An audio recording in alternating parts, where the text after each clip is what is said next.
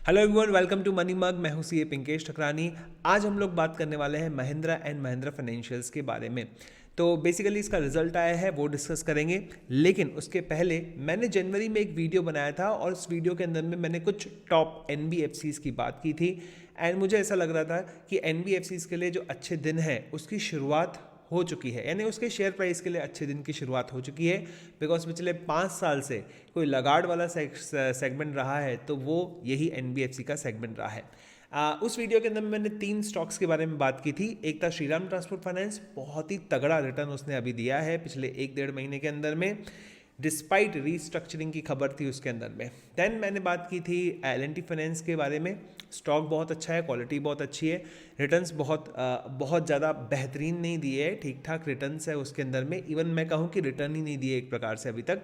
And Mahindra finance पिछले 1 महीने के अंदर में बहुत अच्छा परफॉर्मेंस है इसका। हालांकि इसके अंदर में वोलेटिलिटी बहुत ज़्यादा रही है, ठीक है। तो ये मैंने क्यों स्टॉक अपने पोर्टफोलियो में रखा था उसका भी रीज़न मैं आपको दूंगा और मैं बताऊंगा कि इसके क्वार्टर रिजल्ट्स कैसे आए हैं। तो सबसे पहले तो मैं देख लेता हूँ कि 1 महीने में यहाँ पे रिटर्न्स कितने हैं। देखिए, मैं साल की शुरुआत में बाहर चले गया था, हॉलीडे पे गया था और मैंने स्टॉक को बिल्कुल भी नहीं देखा था, राइट। और ये स्टॉक ने बहुत बढ़िया जो है तेज़ी दिखाई उसी समय। और मैं अगर रहता था तो मैं कुछ और क्वांटिटी ऐड कर लेता था उस तेज़ी को देखते हुए। लेकिन एक नेकलाइन थी 157 की और नेकलाइन को जो है तोड़कर हमेशा ऊपर आ जाता था। और अभी जो तेज़ी आई बजट की वजह से उसमें आप देखिएगा ये स्टॉक जो है आज 173 पर गया, 173 पर गया। और 173 एक बहुत ही इंपॉर्टेंट ब्रेकआउट लेवल भी है, ठीक है। तो हम इसको एक्सप्लेन करेंगे, ठीक है। तो बेसिकली आप यहाँ पर देख सकते हो आज 1.2% की तेज़ी के साथ ये क्लोज हुआ है। आखिरी में ब्रेकआउट जो है वो फेल हो गया, लेकिन वॉल्यूम्स बहुत अच्छे दिख रहे हैं इसके अंदर में। एंड आज शाम को 5:30 बजे के करीब इसका रिजल्ट आया। पिछली बार का भी जो रिजल्ट था वो भी 5:30 बजे के करीब आया था। तो इसलिए नर्वसनेस रहती है, हो सकता है कुछ लोगों ने यहाँ पर बेच दिया, लेकिन पोजीशंस जो है काफ़ी लोगों ने इसमें बना के रखी है। एंड अभी भी मैं देख रहा था कि जो इसमें मैक्सिमम जो ओपन इंटरेस्ट है, जो कॉल राइटर्स रहते हैं उनका मैक्सिमम ओपन इंटरेस्ट 170 पर है और उसके बाद में सीधा 180 पर है। तो अगर 170 का लेवल जो है ये कल डिसिसिवली तोड़ देता है तो यहाँ पर आपको लॉन्ग अनवाइंडिंग देखने को मिल सकती है और स्टॉक 180 की तरफ जा सकता है। हालांकि मेरे इसके जो लॉन्ग टर्म के जो गोल्स है वो मेरी जो परचेज प्राइस है उससे 100 रुपीज़ अप है and that is going to be around more than 260-70। So basically मैं प्रॉफिट में आ गया हूँ, इसीलिए मैं थोड़ा खुश भी दिख रहा हूँ। हालांकि ये पूरा जो वीडियो मैं बना रहा हूँ पूरा ही अनबायस तरीके से बनाने की कोशिश करूँगा, लेकिन मेरी इसके अंदर में पोजीशन है, ये जान लीजिए। आप इसके बेसिस पे कोई भी डिसीजन लेते हैं तो वो आपके ऊपर रहेगा। तो मैं हूँ यहाँ पर टिकर टेप पर और टिकर टेप पर आप देख सकते हो महिंद्रा एंड महिंद्रा फाइनेंशियल 169। यहाँ पर डिफ़ॉल्ट प्रोबेबिलिटी आपको दिख रही होगी कि यहाँ पे बिल्कुल ही लो प्रोबेबिलिटी है डिफ़ॉल्ट करने की। वैसे मैं आपको बता दूँ कंपनी के पास में 26% से भी ज़्यादा कैपिटल एडिक्वेसी है। तो जो इनके पास में लिक्विडिटी चेस्ट है वो बहुत ही ज़बरदस्त है, इसीलिए ये कॉन्फिडेंस बढ़ा देता है, ठीक है। और अगर हम लोग बात करें इसकी वोलेटिलिटी की तो पिछले 1 साल के अंदर में आप इसकी वोलेटिलिटी देखिए, ठीक है। 220 यहाँ पर गया, यहाँ पर जो है 202 206 आया था एक्चुअली, यहाँ गया, देन उसके बाद में फिर से ऊपर नीचे चल रहा है। 5 साल में भैया इसने रिटर्न ही नहीं दिए, बिल्कुल भी रिटर्न ही नहीं दिए इसने, बिल्कुल भी, ठीक है। लेकिन सबसे अच्छी बात क्या थी, इसके फाइनेंशियल्स अगर आप देखेंगे तो अगर आप फाइनेंशियल्स देखेंगे 2018 से लेकर 2021 तक आप देखेंगे तो आप पाएंगे कि इनका रेवेन्यू लगातार बढ़ते चला गया। 2020-2021 में कांस्टेंट दिख रहा है आपको रेवेन्यू।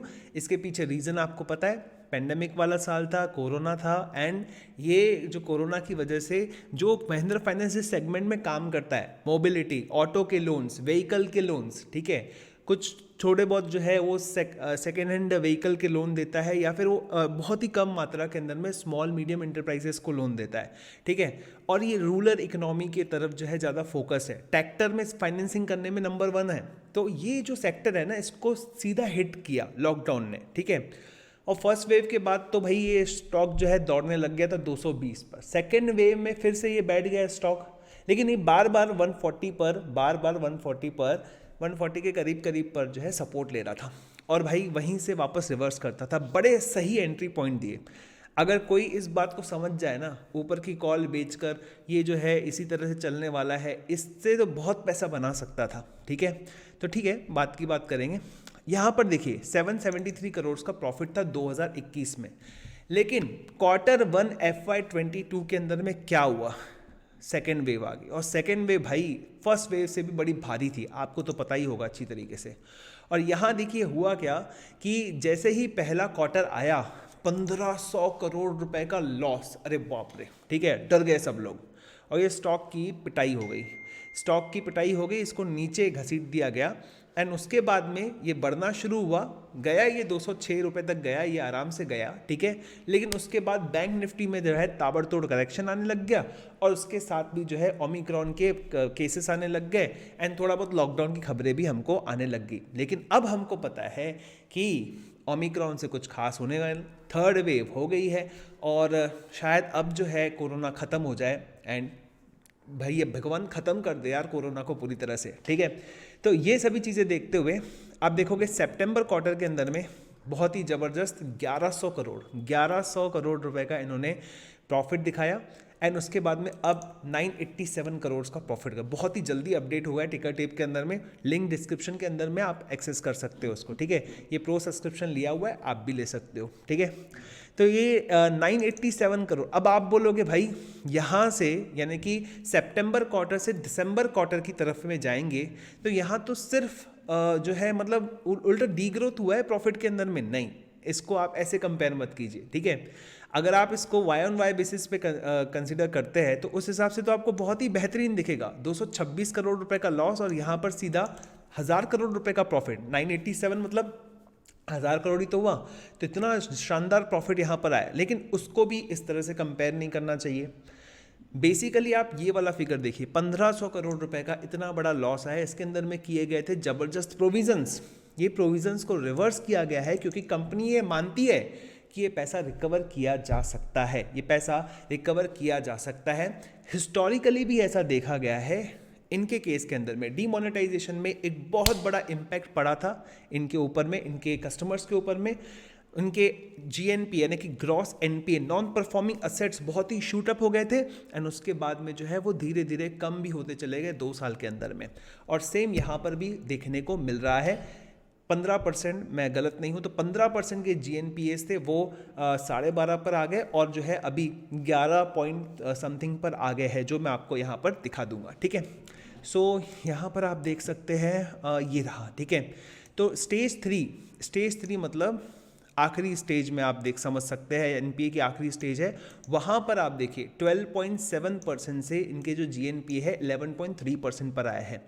और इसके साथ ही साथ इनका जो टारगेट है ये कहते हैं कि इसको वो और कम लेकर आएंगे, FY22 यानी कि 4% के नीचे ये लेकर आएंगे। सो ये जो है बहुत अच्छा जो है मैनेजमेंट ने कमेंट्री यहाँ पर देकर रखा है, ठीक है।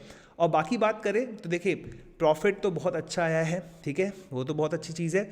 हर NBFC के कलेक्शन एफिशिएंसी देखी जाती है, ठीक है, 95% है क्वार्टर की, लेकिन लेटेस्ट मंथ के अंदर में 100% पे आ गया है। तो ये भी बहुत बढ़िया है, मोमेंटम कंटिन्यू रहने की पूरी एक्सपेक्टेशंस है।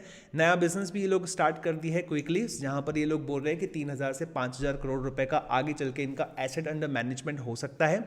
ट्रैक्टर फाइनेंसिंग के अंदर में नंबर 1 पोजीशन को रीगेन इन्होंने यहाँ पर कर दिया है। तो ये सभी अच्छी बातें यहाँ पर दिख रही है। एंड बाकी सारी चीज़ें हैं इन्वेस्टर प्रेजेंटेशन के अंदर में आप देख सकते हैं। सबसे बड़ी चीज़ जो मैं हमेशा देखता हूँ कि आगे ग्रो करने के लिए पैसा है कि नहीं इनके पास में। कैपिटल एडिक्वेसी बहुत ही शानदार 26.8% पर। महिंद्रा ग्रुप का एक बहुत अच्छा कंपनी है ये। एंड मुझे ऐसा लगता है कि एक वापस से सर्कल शुरू होता है 140 पर टच होने के बाद में ये बहुत बढ़िया तरीके से जो है रिबाउंड करता है, 200 सवा 200 तक पहुंच जाता है। इस बार ये शायद 250 के ऊपर भी चले जाए, ठीक है। आप अपनी ज़रूर स्टडी कीजिएगा, जितना मुझे पता है, जितना मुझे नॉलेज है उसके हिसाब से मैं आपको बताऊंगा। एक बार यहाँ पर ट्रेडिंग व्यू में भी चार्ट खोल के देख लेते हैं कि कैसे क्या इसके अंदर में टेक्निकल स्ट्रक्चर है, ठीक है। तो टेक्निकल की जानकारी आपको होनी चाहिए मेरे हिसाब से तो, ठीक है। तो यहाँ पर देखिए दोस्तों, ठीक है, डेली चार्ट हम देखते थे और डेली चार्ट के अंदर में आप पाएंगे यहाँ पर, देन यहाँ पर, देन यहाँ पर, ठीक है। तो ये रहा शोल्डर और ये रहा हेड। तो ये अगर मैं उल्टा हो जाऊँ तो आपको ये इन्वर्टेड हेड एंड शोल्डर दिखेगा, ठीक है। अब ये इन्वर्टेड हेड एंड शोल्डर तो है ही, लेकिन इसमें एक और चीज़ है, देखिए ये रेसिस्टेंस, ठीक है, ये एक रेसिस्टेंस वाली लाइन है, ठीक है। और आप देखेंगे ये वाला जो पार्ट है ये बड़ा है और ये छोटा होते जा रहा है, ठीक है। तो हो सकता है अभी एक और छोटा पार्ट बना है, उसके बाद में जो है ये एक ब्रेकआउट दे ऊपर की तरफ, ठीक है। It is possible, okay. तो ये चीज़ें तो आपको यूट्यूब पर बहुत सारे लोग बता देंगे। मैंने आप फंडामेंटली कनेक्ट करके बताया कि रिजल्ट अच्छा है और ये उस लेवल पर है जहाँ से ये ब्रेकआउट दे सकता है। जी हाँ, ये उस लेवल पे है जहाँ से ये ब्रेकआउट दे सकता है। और अगर हम इसको करते हैं सपोज वीकली टाइम फ्रेम पर देखते हैं, सो वीकली टाइम फ्रेम पर भी हम लोग यहाँ पर देखेंगे। देखिए ये लेवल आप देख रहे हैं, ये वाली लेवल, ठीक है। तो ये वाली ऐसी लेवल है, ठीक है, जहाँ से ये वापस सपोर्ट करके वापस ऊपर गया है, ठीक है, वापस सपोर्ट लेकर ऊपर गया है। तो that is really very good thing. लेकिन मैं आपसे कह सकता हूँ कि अगर इस बार ये ब्रेकआउट देता है और मुझे नहीं लगता कि फोर्थ वेव आएगी कोरोना की, तो उस केस के अंदर में इस स्टॉक ने बहुत ही अच्छा परफॉर्मेंस करना चाहिए। ये मेरा इंट्यूशन भी कहता है और मेरी फंडामेंटल स्टडी भी कहती है, ठीक है। तो आपको ये वीडियो कैसा लगा, आप क्या सोचते हैं स्टॉक के बारे में? अगर आपका कोई दूसरा स्टॉक है जिसके रिस्पेक्ट में ज़्यादा से ज़्यादा रिक्वेस्ट आती है हमारे चैनल के अंदर में, so I will go to cover that. आखिरी में देख लेते कल क्या होगा, मुझे नहीं पता इस स्टॉक में। इसमें तेज़ी भी आ सकती है, मंदी भी आ सकती है, दोनों चीज़ें हो सकती है। लेकिन रिजल्ट को जो है यहाँ पर स्टार देने पड़ेंगे आप लोगों को, जो है 3-4 स्टार्स आपको देने पड़ेंगे।